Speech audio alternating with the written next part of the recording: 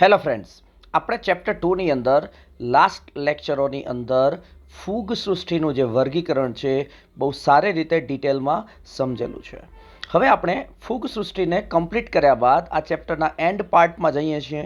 And પાર્ટમાં આપણે જે topic સમજવાના છીએ છે 2.6, જેની અંદર વાયરસ, વિરોઇડ, લાઇકેન અને પ્રાયોન જેવા સજીવોનો સમાવેશ થાય છે, જે મહદ અંશે અકોષીય સજીવો તરીકે ઓળખવામાં આવે છે. જુઓ, 2.4 અને જે 2.5 ટોપિક્સ છે એ અનુક્રમે વનસ્પતિ સૃષ્ટિ અને પ્રાણી સૃષ્ટિ વિશે ટૂંકમાં માહિતી આપેલી છે એ છે. આપણે જાણીએ છીએ કે વિટેકરની જે વર્ગીકરણ વ્યવસ્થા છે એમાં જે 5 સૃષ્ટિઓ છે એ 5 સૃષ્ટિઓ પૈકી મોનેરા, પ્રોટિસ્ટા, ફૂગ સૃષ્ટિ, વનસ્પતિ સૃષ્ટિ અને પ્રાણી સૃષ્ટિનો સમાવેશ થાય છે. આપણે આ ચેપ્ટરમાં ડિટેલમાં 3 સૃષ્ટિઓ ભણવાના છીએ અને ભણી ચૂક્યા છીએ. એ છે મોનેરા, પ્રોટિસ્ટા અને ફૂગ સૃષ્ટિ. જ્યારે આપણે ચેપ્ટર 3ની અંદર ડિટેલમાં, ખૂબ જ સારી રીતે ડિટેલમાં વનસ્પતિ સૃષ્ટિ ભણીશું અને આખું ચેપ્ટર 4 છે, બરાબર, એ ડેડિકેટ થયેલું છે પ્રાણી સૃષ્ટિના વર્ગીકરણને. ત્યારે ચેપ્ટર 3ની અંદર વનસ્પતિ સૃષ્ટિ ડિટેલમાં ભણીશું, ચેપ્ટર 4માં પ્રાણી સૃષ્ટિ ડિટેલમાં ભણીશું. અને એટલા માટે હાલ આપણે ચેપ્ટર 2ની અંદર વનસ્પતિ સૃષ્ટિ કે પ્રાણી સૃષ્ટિ વિશે વાત કરતા નથી અને સીધો આપણે લાસ્ટ ટોપિક નું ડિસ્કશન સ્ટાર્ટ કરીએ છીએ. એ છે વાયરસ, વિરોઇડ, પ્રાયોન અને લાઇકેન જેવા અકોષીય સજીવો. જો વિટેકરે જે પોતાની વર્ગીકરણ વ્યવસ્થા રજૂ કરી હતી એમાં વાયરસ, વિરોઇડ અને લાઇકેન જેવા જે સજીવો છે એમને વર્ગીકૃત કર્યા ન હતા. એવું ન હતું કે 1969માં જ્યારે વિટેકરે પોતાની વર્ગીકરણ વ્યવસ્થા રજૂ કરી ત્યારે આ વાયરસ કે લાઇકેન જેવા સજીવો શોધાયા ન હતા. વાયરસ શોધાઈ ચૂક્યા હતા, લાઇકેન શોધાઈ ચૂક્યા હતા અને વિરોઇડ બાદમાં શોધાયા. પરંતુ અત્યારે પણ આપણે વિટેકરની વર્ગીકરણ વ્યવસ્થામાં વિરોઇડનો સમાવેશ કરતા નથી. તો શા માટે વિટેકરની વર્ગીકરણ વ્યવસ્થા છે એમાં વાયરસ કે વિરોઇડ કે લાઇકેન જેવા કે પ્રાયોન જેવા સજીવોનો વર્ગીકરણ કરી શકાતું નથી? એનું કારણ છે કે આ જે સજીવો છે વાયરસ, વિરોઇડ, બરાબર, એ કેવું બંધારણ ધરાવે છે? અકોષીય બંધારણ ધરાવે છે. અકોષીય બંધારણ ધરાવે છે એનો અર્થ એવો થાય કે એમનું જે દેહ છે એ કોષનું બનેલું નથી. બરાબર, આપણે ચેપ્ટર 8માં ભણી ચૂક્યા કે કઈ રચનાને કોષ કહીશું? તો જે કોષરસ સ્તરથી આવૃત રચના છે, જેની અંદર કોષરસ સ્તરના અંદરના ભાગમાં એક કોષરસ નામનું આધારક આવેલું છે, એ રચનાને કોષીય બંધારણ તરીકે ઓળખવામાં આવે છે. આદિકોષ કેન્દ્રીય અને સુકોષ કેન્દ્રીય બંને પ્રકારના સજીવો કોષીય બંધારણ ધરાવે છે. જ્યારે વાયરસ, વિરોઇડ કે પ્રાયોન જેવા સજીવો છે એ કોષીય બંધારણ નથી ધરાવતા, અકોષીય બંધારણ ધરાવે છે અને એટલા માટે વિટેકરની વર્ગીકરણ વ્યવસ્થામાં એ સુસંગત થતા નથી. આપણે એ પણ જોયું છે કે વિટેકરની સંપૂર્ણ જે વર્ગીકરણ વ્યવસ્થા છે એ કોષીય ગુણધર્મો ઉપર આધારિત છે. ઉદાહરણ તરીકે દેહની રચના, પોષણનો પ્રકાર વગેરે. અને આ બધાની સાથે વાયરસ કે વિરોઇડ જેવા અકોષીય સજીવો છે સુસંગત નથી થતા અને એટલા માટે વિટેકરે પોતાની વર્ગીકરણ વ્યવસ્થામાં આ સજીવોનો સમાવેશ કર્યો ન હતો. ચલો, હવે આપણે 1 બાય 1 આ સજીવો વિશે સમજવાની શરૂઆત કરીશું. સ્ટાર્ટ કરીશું આપણે વાયરસથી. વાયરસ એ કેવા સજીવો છે? તો એ અકોષીય સજીવો છે. અકોષીય સજીવ છે મતલબ કે એમનો દેહ કોષીય બંધારણ ધરાવતો નથી. એ અવિકલ્પી પરોપજીવી છે. મતલબ કે એ કોષની બહાર, યજમાન કોષની બહાર એ નિર્જીવ જેવો વ્યવહાર કરે છે. જ્યારે કોષની અંદર પ્રવેશે છે ત્યારે એ બાદમાં સજીવ જેવો વ્યવહાર દર્શાવી અને નવી પેઢી એટલે કે નવા વાયરસ પેદા કરે છે. જો કોષ ના હોય એટલે કે યજમાન કોષ ના હોય, યજમાન કોષ કોને કહીશું? કે જેને વાયરસ ચેપ આપે છે એને યજમાન કોષ કહેવાય. અને આ જો યજમાન કોષ ગેરહાજર હશે તો વાયરસની વૃદ્ધિ એટલે કે નવા વાયરસો પેદા થઈ શકતા નથી. એ ફરજિયાતપણે યજમાન કોષ ઉપર આધાર રાખે છે અને એટલા માટે એને આપણે કહીશું એ અવિકલ્પી પરોપજીવી છે. કોષની બહાર, યજમાન કોષની બહાર એ નિર્જીવ અને સ્ફટિકમય રચના ધરાવતા બંધારણ જેવું દેખાય છે મતલબ કે એ નિર્જીવ જેવો વ્યવહાર કરે છે. તો કોષની બહાર એ નિર્જીવ સ્ફટિકમય રચના જેવો વ્યવહાર કરે છે. દાખલા તરીકે પ્રોટીન કે લિપિડ આમ કોષની બહાર પડ્યા હોય તો એને આપણે નિર્જીવ સ્ફટિકમય રચના કહીશું, અને એવો વ્યવહાર છે વાયરસ દેખાડે છે. ઘણા બધા વૈજ્ઞાનિકો એને સજીવો અને નિર્જીવો વચ્ચેની જોડતી કડી માને છે, પરંતુ એક સ્પષ્ટ મત છે કે વાયરસ પણ એક સજીવ છે. શા માટે એ સજીવ છે? કારણ કે એ સ્વભાનતા દર્શાવે છે. એ ચોક્કસ યજમાન કોષોને ચેપ આપે છે, યજમાન કોષોમાં પ્રવેશી ચોક્કસ ક્રિયાવિધિ કરે છે, જેને આપણે ચયાપચય ક્રિયાઓ તરીકે ઓળખીએ છીએ. આમ એ પર્યાવરણ પ્રત્યેની સંવેદના, એટલે કે યજમાન કોષને પર્યાવરણ ગણી અને એના પ્રત્યેની સંવેદના પણ આપે છે, અને એ ચયાપચય ક્રિયાઓ પણ યજમાન કોષની અંદર દર્શાવે છે. અને એટલા માટે આપણે એમ કહીશું કે વાયરસ પણ સજીવ છે. એ નિર્જીવ જેવો એટલે માટે વ્યવહાર દર્શાવે છે કે એની પાસે કોષની બહાર, યજમાન કોષની બહાર કોઈ પ્રકારની ક્ષમતા નથી હોતી, બાકી એ સજીવ છે. ચલો આગળ હવે આપણે જઈએ છીએ અને આપણે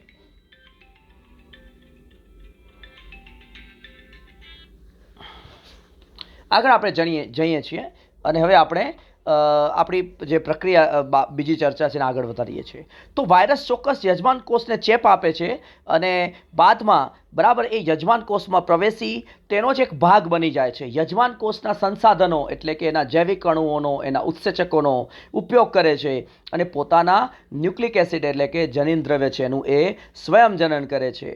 બાદમાં એ નવા વાયરસો પેદા કરે છે અને આ બધી પ્રક્રિયાઓ દરમિયાન અંતમાં યજમાન છે એ મૃત્યુ પામે છે, યજમાન કોષનું મૃત્યુ પામે છે. અને આ આપણે કહીશું કે એ અવિકલ્પી પરોપજીવી જેવો વ્યવહાર દર્શાવે છે.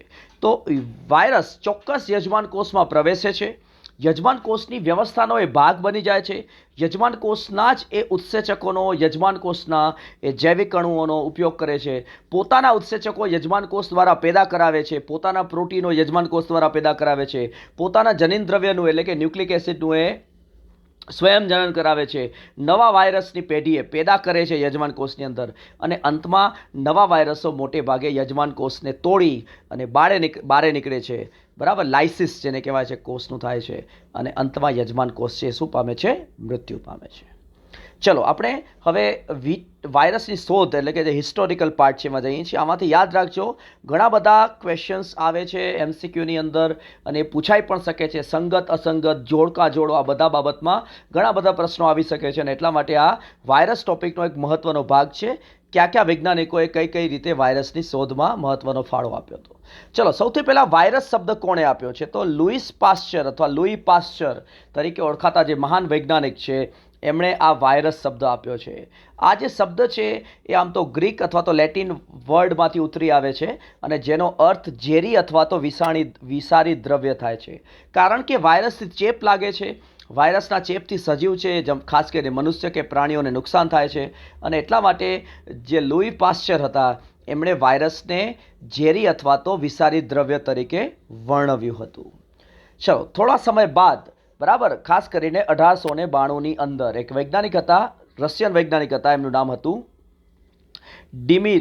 દિમીર ઇવાનોસ્કી. બરાબર, દિમીર ઇવાનોસ્કીએ 1892ની અંદર 1892ની અંદર સૌપ્રથમ તમાકુ જે વનસ્પતિ છે એની અંદર એક રોગનો અભ્યાસ કર્યો. આ જે રોગ છે એને ગુજરાતીમાં તમાકુનો કિરમિર રોગ કહેવાય છે. શું કહેવાય છે? તમાકુનો કિરમિર રોગ કહેવાય છે.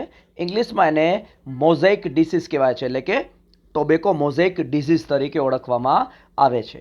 તો જે ઇવાનોસ્કી હતા એમણે 1892ની અંદર તમાકુ વનસ્પતિમાં કિરમિર રોગનો અભ્યાસ કર્યો, જેને ઇંગ્લિશમાં મોઝેઇક ડિસીઝ કહેવામાં આવે છે. આ જે રોગ છે એને તમાકુનો કિરમિર રોગ એટલે કે ટોબેકો મોઝેઇક ડિસીઝ તરીકે ઓળખવામાં આવે છે. આ રોગ દરમિયાન વાયરસનો આમ તો ચેપ લાગતો હોય છે અને વાયરસનો ચેપ પર્ણમાં ખાસ કરીને લાગે છે. એના લીધે પર્ણ ઉપર સફેદ ડાઘા પડે છે. આ ડાઘાની જે પેટર્ન છે એને ઇંગ્લિશમાં મોઝેઇક કહેવામાં આવે છે અને એટલા માટે આપણે એને ટોબેકો મોઝેઇક ડિઝીઝ તરીકે ઓળખીએ છીએ. ગુજરાતીમાં મોઝેઇકની જગ્યાએ કિરમિર શબ્દનો ઉપયોગ થાય છે, એટલે આને તમાકુનો કિરમિર રોગ તરીકે ઓળખવામાં આવે છે. તો એ સમયે આ ટોબેકો મોઝેક ડિઝીઝ એટલે કે તમાકુનો જે કિરમિર રોગ છે એ ખાસ શોધાયો ન હતો, પરંતુ ઇવાનોસ્કીએ આ રોગના જે રોગકારક છે એનું ડિટેલમાં સ્ટડી કર્યું અને જોયું કે આ જે રોગ છે એક નવીન જ રોગકારકથી થાય છે. અને એમણે એવું જોયું કે આ જે રોગકારક છે બરાબર એ બેક્ટેરિયા કરતાં પર કદમાં નાના છે. શા માટે? કારણ કે આ જે રોગકારક છે એ બેક્ટેરિયલ પ્રૂફ ફિલ્ટરમાંથી પણ પસાર થઈ જતા હતા. શું હોય બેક્ટેરિયલ પ્રૂફ ફિલ્ટર? તો બેક્ટેરિયલ પ્રૂફ જે ફિલ્ટર હોય એ એવા ફિલ્ટર હોય કે જેમાંથી બેક્ટેરિયા પસાર ના થઈ શકે. તો આ ફિલ્ટર એટલે કે જેને આપણે ગાળક કહીએ ગુજરાતીમાં, એવા ગાળકો હોય છે કે જેમાંથી બેક્ટેરિયા પસાર નથી થઈ શકતા. મતલબ કે આ ફિલ્ટરના કાણા એટલા બધા નાના હોય છે કે બેક્ટેરિયા પણ એમાંથી પસાર નથી થઈ શકતા. પરંતુ એમણે એવું જોયું કે તમાકુના જે કિરમિર રોગ છે એનો જે રોગકારક છે, જે વાયરસ છે, TMV વાયરસ છે, એ બેક્ટેરિયા કરતાં પણ કદમાં નાનો છે અને એ આ બેક્ટેરિયલ પ્રૂફ ફિલ્ટરમાંથી પણ શું થઈ શકે છે? સરળતાથી પસાર થઈ શકે છે. તો ટૂંકમાં આપણે એમ કહીશું કે ઇવાનોસ્કી નામના વૈજ્ઞાનિકે સૌપ્રથમ TMV ટોબેકો મોઝેક વાયરસની શોધ કરી. એમણે રોગકારક તરીકે વર્ણવ્યા. કયા વનસ્પતિના રોગકારક? તો ટોબેકોની અંદર એટલે કે તમાકુની અંદર કિરમિર રોગના રોગકારક. અને એમણે એવું કહ્યું કે આ રોગકારક TMV છે એ બેક્ટેરિયલ પ્રૂફ ફિલ્ટરમાંથી પસાર થાય છે અને એટલા માટે એ બેક્ટેરિયા કરતાં પણ કદમાં નાના છે. ચલો, બીજા એક વૈજ્ઞાનિક હતા. બીજા વૈજ્ઞાનિક જે એમનું નામ છે MW બેજરનેક. બરાબર, એમનું નામ છે MW બેઇજેરિનેક. બરાબર. તો MW બેઇજેરિનેકે 1898ની અંદર એમણે આ તમાકુમાં જે કિરમિર રોગનો જે રોગકારક છે એના વિશે થોડી વધારે સ્ટડી કરવાનું સ્ટાર્ટ કર્યું. એમણે એવું જોયું, એમણે શું કર્યું પહેલાં તો એમણે TMVથી રોગગ્રસ્ત જે તમાકુનો છોડ છે એનું નિષ્કર્ષણ લીધું. મતલબ કે TMV એટલે કે ટોબેકો મોઝેક વાયરસથી જે તમાકુના છોડને ચેપ લાગ્યો છે અને તમાકુના જે ભાગમાં સફેદ ડાઘાઓની પેટર્ન જોવા મળે છે એ તમાકુના પર્ણને એમણે અલગ કર્યા, એનો રસ લીધો એટલે કે એને વાટી નાખી અને એનો રસ લીધો અને એને એમણે નિષ્કર્ષ લીધો એમ કહેવાય. અને બાદમાં એ રસને એમણે એક તંદુરસ્ત તમાકુના છોડ ઉપર છાંટ્યો. બરાબર, હું ફરીથી રિપીટ કરું કે જે બેઇજેરનેકે હતા એમણે શું કર્યું? એમણે TMV રોગથી રોગગ્રસ્ત તમાકુનો છોડ લીધો, એ તમાકુના છોડના પર્ણ છે એને વાટી નાખ્યા અને એનો રસ બનાવ્યો એટલે કે એનું નિષ્કર્ષ લીધું. અને એ નિષ્કર્ષને, એ રસને એમણે એક તંદુરસ્ત તમાકુના છોડ ઉપર છાંટ્યું. થોડા સમય પછી એમણે જોયું કે જ્યારે આપણે ચેપગ્રસ્ત તમાકુના છોડમાંથી જે નિષ્કર્ષને તંદુરસ્ત તમાકુના છોડ ઉપર છાંટ્યું હતું તો તંદુરસ્ત તમાકુનો છોડ છે એ પણ રોગના લક્ષણો દર્શાવે છે. મતલબ કે હવે એ રોગકારક છે એણે તંદુરસ્ત તમાકુના છોડને પણ ચેપ આપેલો છે. મતલબ કે આ જે રોગકારક છે TMV છે એ ચેપી છે અને એક સજીવથી બીજા સજીવ ફેલાય છે. અને એટલા માટે એમણે એ જે રસ હતો એટલે કે જે દ્રવ્ય હતું, નિષ્કર્ષણ હતું, જે વાયરસયુક્ત હતું, એને એમણે શું નામ આપ્યું? એણે ઇંગ્લિશમાં એમણે શું કહ્યું? એમણે કહ્યું કોન્ટેજિયમ વાઇવમ ફ્લુઇડમ. શું કહ્યું? કોન્ટેજિયમ વાઇવમ ફ્લુઇડમ, જેનું ગુજરાતી ભાવાર્થ આપણે કહી શકીએ છીએ કે ચેપગ્રસ્ત જીવંત રસાયણ. શું છે? ચેપગ્રસ્ત જીવંત રસાયણ. કારણ કે એ નિષ્કર્ષણ વાયરસ ધરાવે છે. વાયરસને જ્યારે એમણે તંદુરસ્ત તમાકુના છોડ ઉપર છાંટ્યા, એ નિષ્કર્ષણની અંદર જે વાયરસ હતા અને વાયરસ ધરાવતા નિષ્કર્ષણને જાણે એમણે તંદુરસ્ત તમાકુના છોડ ઉપર છાંટ્યા તો એ વાયરસે હવે તંદુરસ્ત છોડના પર્ણોને ચેપ આપ્યો અને એટલા માટે એમણે જે ફ્લુઇડ હતું, બરાબર, એટલે કે નિષ્કર્ષણ હતું, એ ચેપગ્રસ્ત નિષ્કર્ષણ એવું કહ્યું. અને એને આપણે ગુજરાતીમાં કહીએ છીએ કે ચેપગ્રસ્ત જીવંત રસાયણ, કોન્ટેજિયમ વાઇવમ ફ્લુઇડમ. તો જેમ આપણે ચેપ્ટર 8ની અંદર ફેમસ સેન્ટેન્સ યાદ રાખીએ છીએ ઓમ્નિસ સેલ્યુલા ઈ સેલ્યુલા, એ પ્રકારે આ સેન્ટેન્સ એટલે કે કોન્ટેજિયમ વાઇવમ ફ્લુઇડમ કયા વૈજ્ઞાનિક સાથે સંકળાયેલું છે એમ પૂછવામાં આવે તો એ છે MW બેઇજેરનેકે અને વર્ષ છે 1898. ચલો, સમય વીતતો ગયો. વાયરસ એક સજીવ તરીકે શોધાઈ ચૂક્યો હતો. બીજા અને એના પછી પણ અલગ અલગ નવા વાયરસોની પણ શોધ થઈ ચૂકી હતી. સમય આગળ વધતો ગયો અને એ સાબિત થઈ ગયું કે હવે બેક્ટેરિયા સિવાય પણ રોગકારકો છે, જે વાયરસ છે એનાથી વિવિધ રોગો થાય છે મનુષ્યને, પ્રાણીઓને, વનસ્પતિઓને. અને આ વાયરસ છે એ અલગ અલગ પ્રકાર કે વર્ગીકૃત કરી શકાય છે અને એ અલગ અલગ સંરચનાઓ ધરાવી શકે છે. હવે એમની સંરચનાને શોધવામાં એક વૈજ્ઞાનિક હતા જેમનું નામ છે ડબલ્યુ સ્ટેનલે. એમણે મહત્વની ભૂમિકા ભજવી. એમણે 1935ની અંદર દર્શાવ્યું કે વાયરસ છે એને જે ફ્લુઇડ છે એટલે કે પ્રવાહી છે એમાંથી સ્ફટિકના સ્વરૂપમાં બહાર કાઢી શકાય છે, મતલબ કે વાયરસનું સ્ફટિકીકરણ કરી શકાય છે. અને આ જે વાયરસના સ્ફટિકો છે એ મુખ્યત્વે પ્રોટીનના બનેલા હોય છે એવું સ્ટેનલે કીધું. હકીકતમાં વાયરસના સ્ફટિકો એટલે કે વાયરસ છે જેને વાયરલ પાર્ટિકલ્સ કહેવાય છે એ પ્રોટીન અને ન્યુક્લિક એસિડ બંનેના બનેલા હોય છે. પણ સ્ટેનલે શરૂઆતમાં કહ્યું કે વાયરસનું સ્ફટિકીકરણ થઈ શકે છે અને વાયરસના સ્ફટિકો મુખ્યત્વે શેના બનેલા હોય છે? પ્રોટીનના બનેલા હોય છે. તો આ રીતે આપણે આ પાંચ વૈજ્ઞાનિકોના ફાળાની વાત કરીએ તો પાશ્ચરે સૌપ્રથમ વાયરસ શબ્દ આપ્યો, જેનો આપણે ગુજરાતી અર્થ ઝેરી અથવા તો વિષારી દ્રવ્ય તરીકે કરીએ છીએ. સૌપ્રથમ કોઈ વાયરસની જો શોધ કરી હોય તો ઇવાનોસ્કી હતા કે જેમણે 1892ની અંદર તમાકુમાં કિરમિર રોગના રોગકારકને ઓળખી કાઢ્યો, જે બેક્ટેરિયા કતારમાં નાનો હતો, બેક્ટેરિયલ ફિલ્ટરમાંથી પણ એ પસાર થઈ જતો હતો. બેઇજરનિકે 1898માં આ જે તમાકુનો છોડ લીધો હતો એમણે, જે TMVથી રોગગ્રસ્ત હતો, એમનું નિષ્કર્ષણને જ્યારે એમણે સ્વસ્થ તમાકુના છોડ ઉપર છાંટ્યું તો એની અંદર પણ રોગ જોવા મળ્યો અને એટલા માટે એમણે ફેમસ સેન્ટેન્સ આપ્યું વાયરસના વિષયમાં, એટલે કે વાયરસ ધરાવતું કોઈ પણ પ્રવાહી છે એ ચેપગ્રસ્ત જીવંત રસાયણ છે, એટલે કે કોન્ટેજિયમ વાઇવમ ફ્લુઇડમ છે. સ્ટેનલે 1935માં દર્શાવ્યું કે પ્રવાહીની અંદરથી વાયરસનું સ્ફટિકીકરણ થઈ શકે છે અને વાયરસના જે સ્ફટિકો છે મુખ્યત્વે પ્રોટીનના બનેલા છે. ચલો હવે આપણે વાયરસની રચના વિશે વાત કરીએ છીએ. વાયરસની રચના કોષીય બંધારણ નથી ધરાવતી, મતલબ કે કોષરસ અને કોષરસ પટલ ધરાવતી નથી. એમાં જનીનદ્રવ્ય જરૂર હોય છે, એટલે વાયરસમાં જનીનદ્રવ્ય ચોક્કસપણે આવેલું હોય છે. વાયરસનું જનીનદ્રવ્ય તમામ કોષીય સજીવોના જનીનદ્રવ્યથી અલગ પડે છે. શા માટે હું એવું કહું છું? કેટલાક વાયરસોનું જનીનદ્રવ્ય એ તમામ કોષીય સજીવોના જનીનદ્રવ્યથી અલગ પડે છે. યાદ રાખજો કે બેક્ટેરિયા હોય કે સુકોષ કેન્દ્રીય સજીવ હોય, જનીનદ્રવ્ય હંમેશા બેવડી શૃંખલાવાળું DNA હોય. ભલે બેક્ટેરિયામાં એ વલયાકાર હોય, સુકોષ કેન્દ્રીય સજીવોમાં એ રેખીય હોય, પણ જનીનદ્રવ્ય હંમેશા DNA હોય, બરાબર. પરંતુ વાયરસ એકમાત્ર એવા સજીવો છે અથવા તો વિરોઇડ એમાં તમે સમાવેશ કરી શકો છો કે જે DNA સિવાય RNA પણ જનીનદ્રવ્ય તરીકે ધરાવે છે. મતલબ કે વાયરસનું જનીનદ્રવ્ય DNA અથવા તો RNA હોઈ શકે છે, પણ એટલું યાદ રાખજો કે કોઈ પણ વાયરસમાં DNA અને RNA એકસાથે હાજર હોતા નથી. આપણે કોઈ કોષ લઈશું, બેક્ટેરિયા અથવા તો સુકોષ કેન્દ્રી કોષ, એમાં DNA અને RNA બંને જોવા મળે છે. DNA જનીનદ્રવ્ય તરીકે જોવા મળે છે, પણ RNA પણ જોવા મળે છે. પણ વાયરસ એવા સજીવો છે કે કાં એ DNA ધરાવે અથવા તો RNA ધરાવે, પણ બંને એકસાથે હાજર હોતા નથી. ચલો, વાયરસો આમ 3 પ્રકારના હોય. પ્લાન્ટ વાયરસીસ મતલબ કે વનસ્પતિને ચેપ આપતા વાયરસો, એનિમલ વાયરસીસ મતલબ કે પ્રાણીઓને ચેપ આપતા વાયરસો, અને બેક્ટેરિયોફાજ એટલે કે બેક્ટેરિયલ વાયરસીસ મતલબ કે બેક્ટેરિયાને ચેપ આપતા વાયરસો.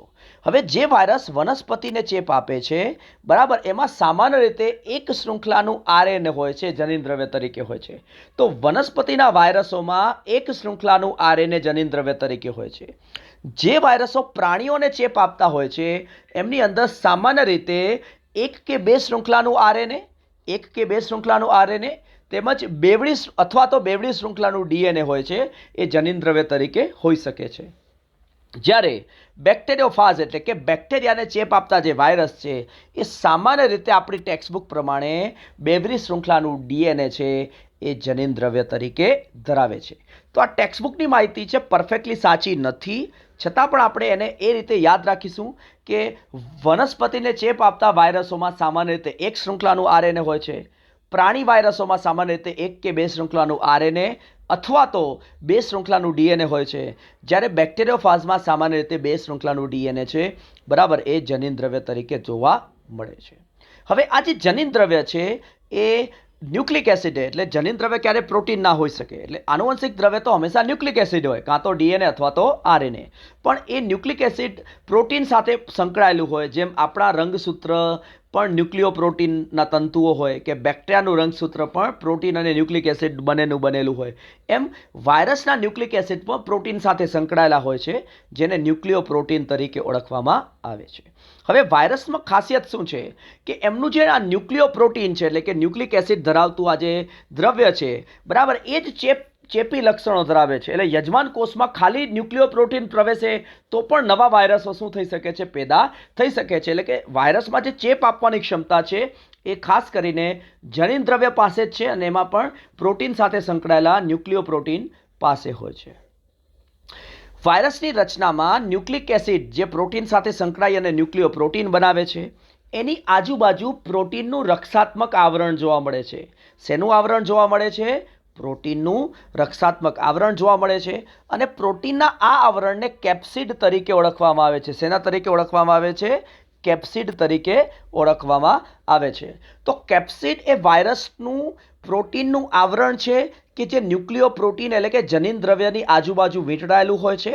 અને આ કેપ્સિડ છે એ સુરક્ષાત્મક આવરણ છે અને વાયરસને રક્ષણ આપવાનું કાર્ય કરે છે. તો આપણે એમ કહીશું કે જનીન દ્રવ્યની આસપાસ રહેલું પ્રોટીનનું આવરણ, તેમાં જે પ્રોટીન છે, બરાબર, એના જે પેટા એકમો છે એને કેપ્સોમિયર તરીકે ઓળખવામાં આવે છે. તો પ્રોટીનના જે પેટા એકમો છે એને કેપ્સોમિયર તરીકે ઓળખવામાં આવે છે. જેમ આપણે અલગ અલગ ઈંટોને ભેગી કરી અને દિવાલ બનાવીએ, એમ નાના નાના પ્રોટીનના એકમો જેને કેપ્સોમિયર કહેવામાં આવે છે એકબીજાની સાથે જોડાય ત્યારે સળંગ કેપ્સિડ બને છે. તો કેપ્સિડ એ કેપ્સોમિયરથી બનતી સળંગ રચના છે, જે એક રક્ષાત્મક આવરણ તરીકે ન્યુક્લિક એસિડ એટલે કે ન્યુક્લિયોપ્રોટીનની આજુબાજુ આવેલું હોય છે, અને એના પેટા એકમને આપણે કેપ્સોમિયર તરીકે ઓળખીએ છીએ. કેપ્સોમિયરની જે ગોઠવણી છે એ કુંતલાકાર હોઈ શકે છે, જેમ કે હેલિકલ હોય, જેને ઇંગ્લિશમાં કહેવાય, જેમ કે ટોબેકો મોઝેક વાયરસની અંદર એ કુંતલાકાર ગોઠવણી હોય છે, જ્યારે કેટલાક વાયરસની અંદર એ બહુફલકીય ભૌમિતિક સંરચનાના સ્વરૂપમાં હોય છે. મતલબ કે કેટલાક વાયરસની અંદર એ ઘણી બધી સપાટીઓ ધરાવતી ભૌમિતિક સંરચનાના સ્વરૂપમાં હોય છે, જેને ગુજરાતીમાં બહુફલકીય ભૌમિતિક સંરચના કહે છે, જ્યારે ઇંગ્લિશની અંદર એને પોલીહેડ્રલ જીઓમેટ્રી કહેવામાં આવે છે.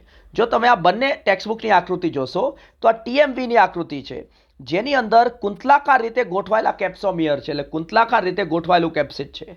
જ્યારે આ જે રચના છે, બરાબર, આ જે બેક્ટેરિયોફાજની રચના છે, બરાબર, જે બેક્ટેરિયાને ચેપ આપતો વાયરસ છે, એનું આ જે શીર્ષ છે, માથું છે, એની અંદર જે સપાટીઓ છે એને બહુફલકીય સપાટી કહેવામાં આવે છે. એટલે આ શીર્ષની રચનાની અંદર, બરાબર, જે કેપ્સોમિયર હોય છે, બરાબર, એ બહુફલકીય સપાટીના સ્વરૂપમાં શું થયેલા હોય છે? ગોઠવાયેલા હોય છે. તો આ રીતે હું ફરીથી રિપીટ કરું છું કે ન્યુક્લિક એસિડ અથવા તો ન્યુક્લિયોપ્રોટીનને આજુબાજુ આવેલું પ્રોટીનનું રક્ષાત્મક આવરણ એટલે કે કેપ્સિડ એ જે પેટા એકમોનું બનેલો હોય છે એ પ્રોટીનના પેટા એકમને કેપ્સોમિયર કહેવામાં આવે છે. કેપ્સોમિયરની ગોઠવણી કુંતલાકાર અથવા તો બહુફલકીય ભૌમિતિક સંરચનાના સ્વરૂપમાં હોઈ શકે છે. તમે ટેક્સ્ટબુકની આજે ટોબેકો મોઝેક વાયરસની આકૃતિ જુઓ છો, આ આકૃતિ, બરાબર, એમાં કેપ્સોમિયર છે એ કુંતલાકાર રીતે ગોઠવાયેલા હોય છે. જ્યારે તમે ટેક્સ્ટબુકની જે બીજી આકૃતિ જુઓ છો બેક્ટેરિયોફાજની, એના શીર્ષમાં, હેડમાં, બરાબર, જે કેપ્સોમિયર હોય છે એ બહુફલકીય ભૌમિતિક સંરચનાના સ્વરૂપમાં ગોઠવાયેલા હોય છે. TMV એ એક શૃંખલાનું RNA ધરાવે છે જનીન દ્રવ્ય તરીકે, બરાબર, જ્યારે આ બેક્ટેરિયોફાજ છે, બેક્ટેરિયાને ચેપ આપતો વાયરસ છે, એ દ્વિકુંતલીય DNA એટલે કે બે શૃંખલાનું DNA છે એ જનીન દ્રવ્ય તરીકે ધરાવે છે. ચલો, તો અહીં આપણે એમ કહીશું કે ન્યુક્લિક એસિડ એ પ્રોટીનની સાથે અંદર જોડાઈ અને ન્યુક્લિયોપ્રોટીનના સ્વરૂપમાં આવેલું છે, અને એ ચેપી ગુણધર્મો ધરાવે છે, અને આ ન્યુક્લિયોપ્રોટીનની આજુબાજુ કેપ્સિડનું રક્ષાત્મક આવરણ આવેલું છે. ચલો, વાયરસથી થતા કેટલાક રોગોના નામ જોઈએ છે જે ટેક્સ્ટબુકમાં આપેલા છે. આ રોગો કઈ રીતે થાય છે, કોના દ્વારા થાય છે, એના લક્ષણો શું છે, એ બધું આપણે હાલ યાદ રાખવાની જરૂર નથી. આ માત્ર કેટલાક વાયરસજન્ય રોગોના નામ છે. બહુ જ સામાન્ય રોગ જે આપણે વારંવાર થતો હોય છે, શરદી, એ વાયરસજન્ય રોગ છે. એ રાઇનો વાયરસ નામના વાયરસથી થાય છે. ઇન્ફ્લુએન્ઝા, જેને ફ્લૂ તરીકે આપણે ઓળખીએ છીએ, ફ્લૂ રોગકારક ઇન્ફ્લુએન્ઝા એક વાયરસ છે.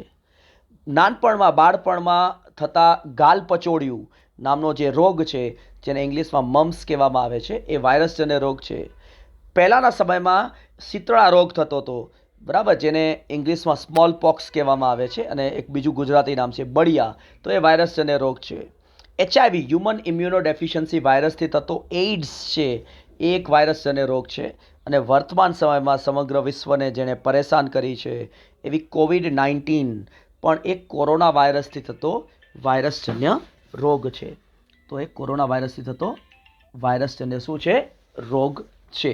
તો અહીં આ જે યાદી છે એ વાયરસજન્ય રોગની શું છે? યાદી આપેલી છે. આ યાદી ખાલી આપણે યાદ રાખવાની છે કે કેટલા રોગો વાયરસજન્ય છે. અહીં મેં ટેક્સ્ટબુકમાં આપેલી યાદી જ આપેલી છે.